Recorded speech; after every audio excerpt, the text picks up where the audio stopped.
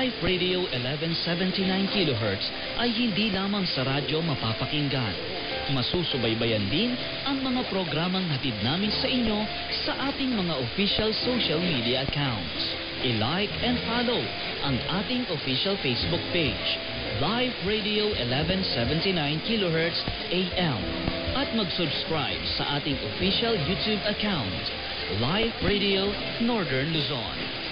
Nasaan ka man, abot namin kayo. Live Radio.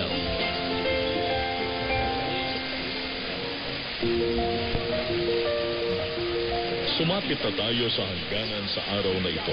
Ipahinga natin ang ating pagal na katawan sa maghapong paggawa upang sa kinabukasan ay masiglang pangangatawan at isipan ang ating mapa para sa panibagong paggawa sa masaganang tulong at masaganang habag ng Diyos ay narito ang panahon ng ating pamamahinga.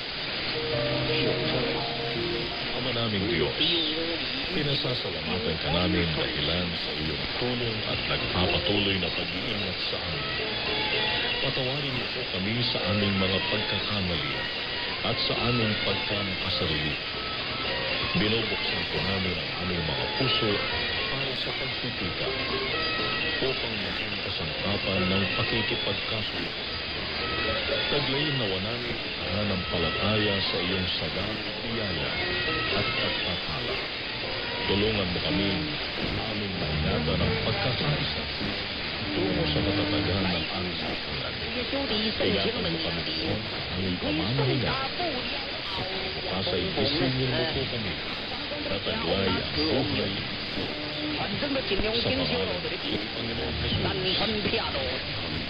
sa pangalan ng Panginoon Jesus. Tinatapos na ng himpilang Live Radio 1179 kHz Santiago City ang pagsasahimpapawid sa araw na ito. Ang Live Radio Santiago City ay isang himpilan ng radyo na pinangangasiwaan ng Anti-Mission Broadcasting Service Incorporated. Ang aming tanggapan at transmitter ay matatagpuan sa Barangay Bataw, Santiago City.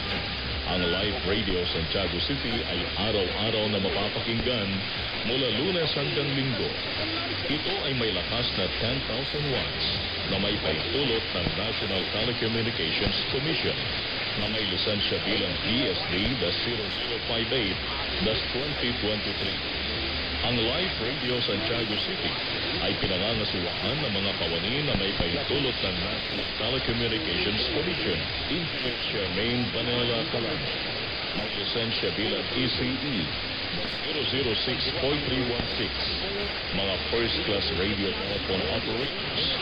Arma ng Purias na may lisensya bilang FM-107628. John Del Valdez na may lisensya bilang SM-120-734. Mga giliw na tagapakinig, ang pambansang awit ng Pilipinas.